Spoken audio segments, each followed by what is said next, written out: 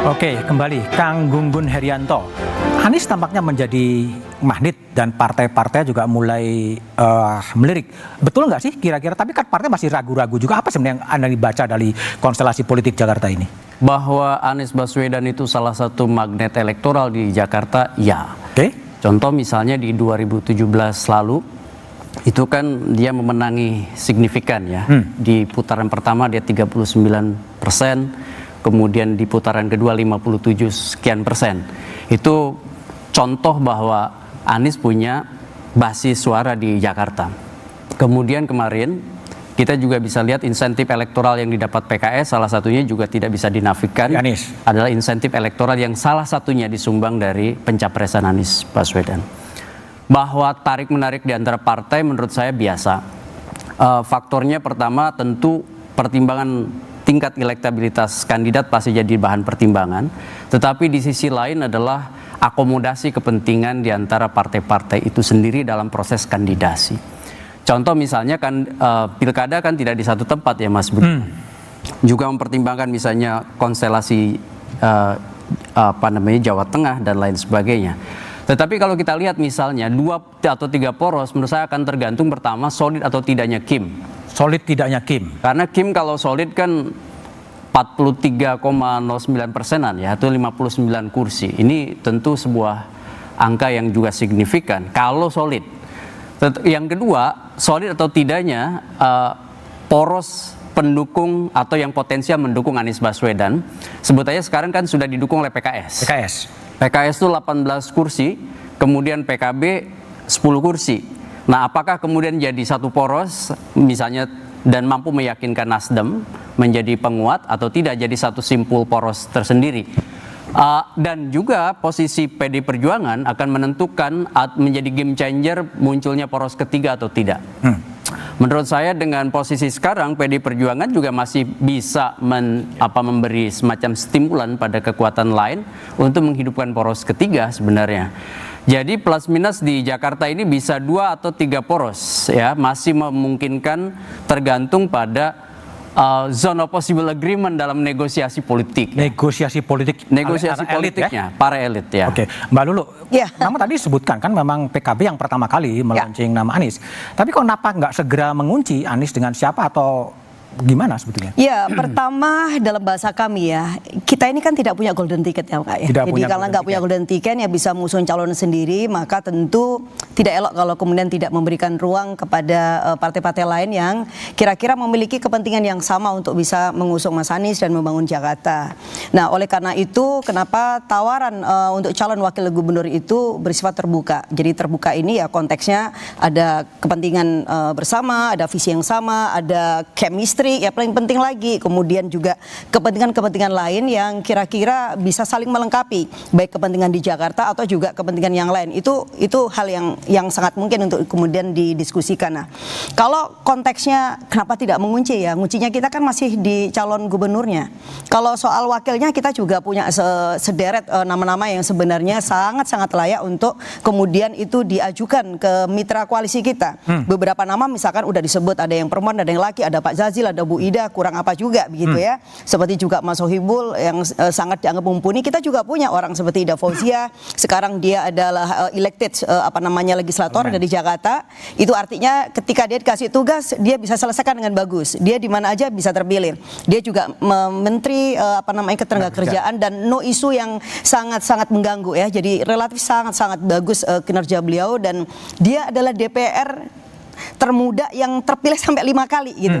Jadi pengalaman di legislatif, di parlemen, kemudian juga di pemerintahan, belum lagi organisasi sosial, pernah menjadi ketua Fatihat Nahdlatul Ulama se-Indonesia, itu adalah more than enough kalau kemudian dijadiin calon misalnya wakil gubernur Mas Anies. Jadi kalau dari sisi itu kita nggak punya keraguan. Tetapi sekali lagi ini adalah kerja politik kolektif.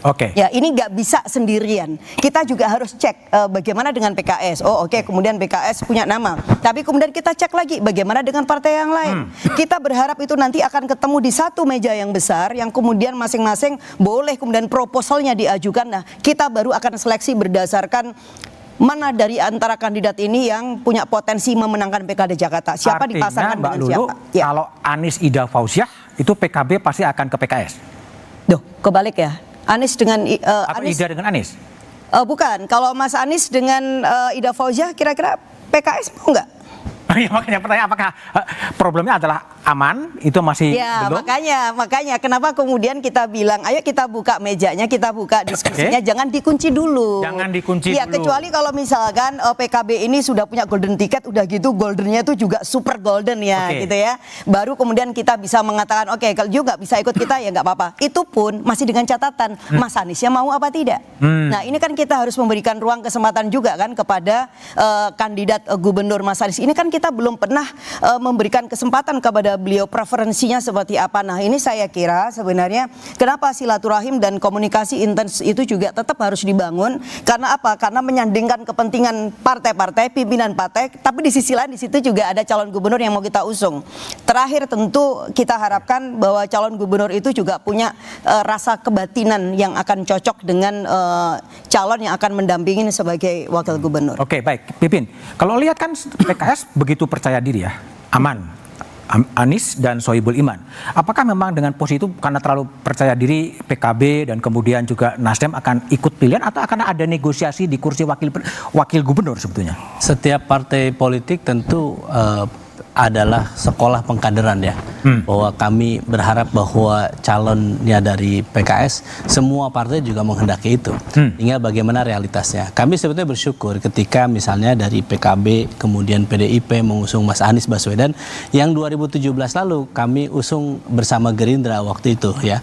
Dan ketika saat ini PKS diberikan kesempatan oleh rakyat Jakarta bahwa kita saat ini pemenang pemilu dengan angka 18%, tertinggi dibandingkan partai yang lain, tentu kami punya ikhtiar bahwa kami tawarkan kepada rakyat Indonesia dan juga kepada partai-partai politik bahwa kami punya calon. Mas Anies sebagai calon yang digadang salah satunya adalah dinominasikan oleh PDIP, PKB dan mungkin insya Allah juga Nasdem dan juga begitu PKS, maka sebagai yang memiliki suara tertinggi kami menawarkan kami namanya Pak Sohibul Iman, orang yang punya kredibilitas, punya kapasitas dan kita ingin ikhtiarkan secara maksimal bahwa PKS dengan kita deklarasikan nama Pak Anies dan Pak Sohibul Iman itu supaya rakyat Jakarta tahu ini tidak seperti membeli kucing dalam karung.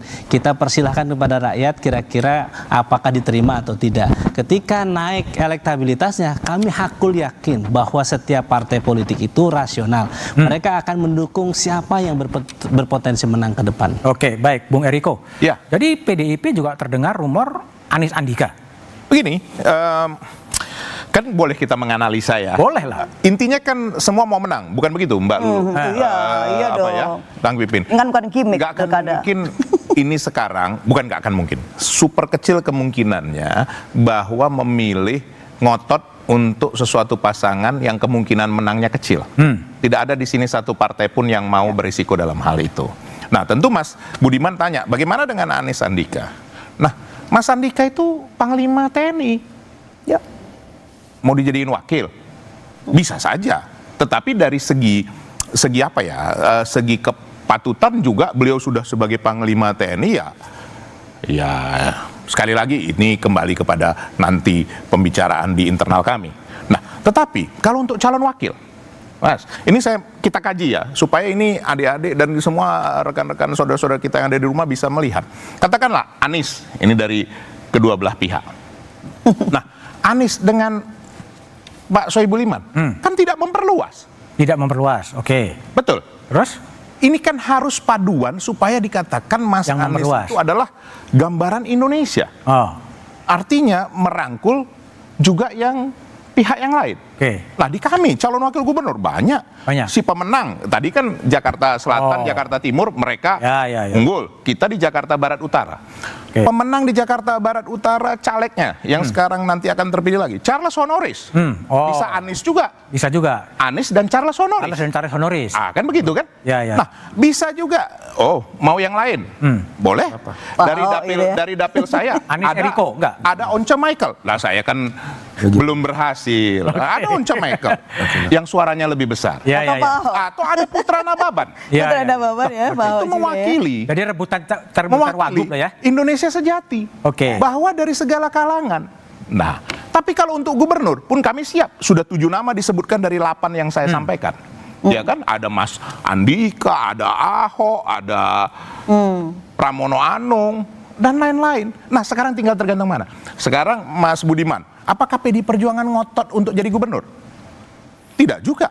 Apakah PDI Perjuangan ngotot untuk jadi wakil gubernur? Tidak juga. Mari kita berhitung. Ayo kita duduk. Oke, jadi duduk bersama ya. Berikan kepada masyarakat. Siapa yang akan dipilih masyarakat? Oke, baik. Berhitung dan berunding. Oke, Nah, tapi terakhir Mas Budiman. Bentar ya nanti. Sebentar Mas Budiman. Apa? Tapi terakhir tentu, ini kan asumsi yang nanti akan memutuskan kan tentu ketua umum itu yang mempunyai hak sama seperti di tempat yang kita. lain-lain ya. Oke, Ketua Bung umum Riza dan Patria, kandidat. apakah karena memang based on survei elektabilitas Anies yang cukup tinggi membuat Kim menjadi sangat lebih hati-hati dalam menjatuhkan pilihan? Tapi analisanya setelah jeda berikut ini.